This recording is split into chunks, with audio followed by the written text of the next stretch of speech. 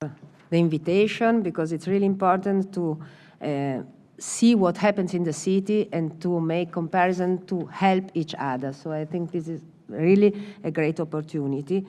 And I brought a PowerPoint, but it doesn't work because we have some problem with the hacker, I don't know. So I just tell you something which was in this PowerPoint, which is important to understand what happens in Milan. So we began in Milan, you know, with the Syrian emergency, and so the presence of the Syrian in our municipality started in September 2013. And the city of Milan, with the help of voluntary organization, because it was something which we were not prepared to deal with, so we just provided the first social sanitary assistance in the central railway station. We stayed there. And then this assumed a formal commitment to provide humanitarian assistance to the Syrian nationals who were flying from the war. But what happened? It happened that we created, in fact, and this is in the last 3 years, but especially in this at the beginning, we created humanitarian corridors. So that means that the city council demonstrated a strong political commitment because we were not the police, but we had to deal with people and with human rights. And so we tried to find a compromise between the situation we had in Milan and the Dublin regulation, which does not respect the will of the migrants who arrived and forces them, you know, to stay where they arrive. And they didn't want to stay there. So this was the beginning of our commitment and of the city council, who decided to take this responsibility over, I would say, this national and over-national decisions. And so we established a flexible system with the civil protection, with different various stakeholders, the railway police, the volunteers, the institution. It was very difficult to find a solution between national competence, between this Dublin regulation and this humanitarian crisis we were confronted with. This was the center, and this, I think, is what we have to discuss, because this is the point.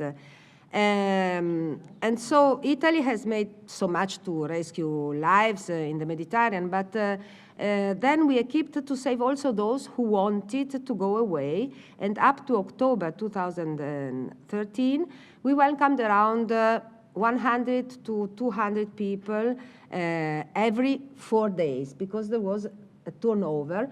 We had 2 schools, 2 abandoned schools. The municipality decided to use these as welcome centers, and people stayed around from 4 to 7 days, not more. So we helped them to go where they wanted to go. And we had an agreement with the Ministry of Internal Affairs and the local office of Milan, which is called Prefettura. And this agreement was valid until 31 of December 2013 at the beginning. But now, seeing what happened and what is going on in Milan and in Italy, but in Milan mostly, this agreement has been extended and confirmed until 31 December 2018, because the situation changed, but the migrants continue to come. So we have different situations. In April 2014, we had 1,304 people accepted in the center, so more and more. And we needed to have 19 centers, and we hosted around 1,200 people. And at the moment, we have 3,765 people hosted in the city of Milan. But which is what happened? Before, the people wanted to go in the north of Europe. Then they closed all the borders. And so France, Germany, and all this country, and this forced them to ask for asylum in Italy. And so now we have this situation. that at the beginning we had 4% of people asking for asylum. Now we have 99% of people asking for asylum. So this is a completely different situation we have to deal with. And these asylum seekers now are hosted in our center, but the situation is completely changed. We have to do policies, educational policies, working policies. We have to work so that these people who are no more transit people, so they start to stay here, they have to find also in our country, in our city, the way to create their future.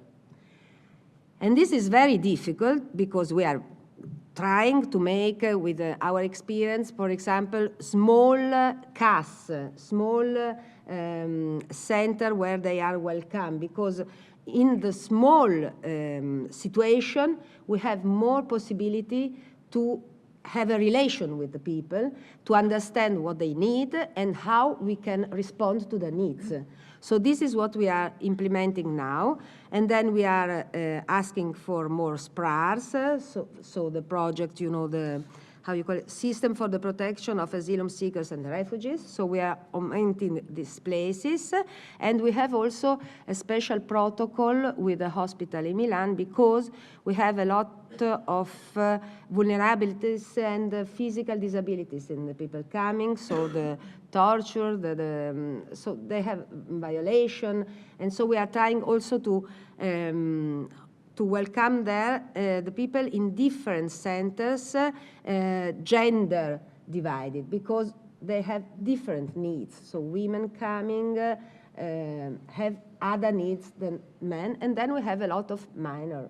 And then now we have a very good law in Italy for the unaccompanied minors, the law of Sandra Zampa, but we have a national plan for immigrants and for migrants, for refugees, but we don't have a political national plan for unaccompanied minors.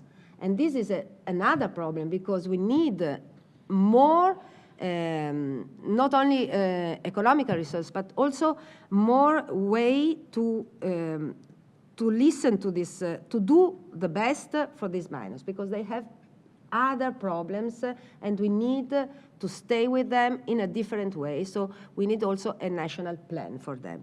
And this is what we would like to have.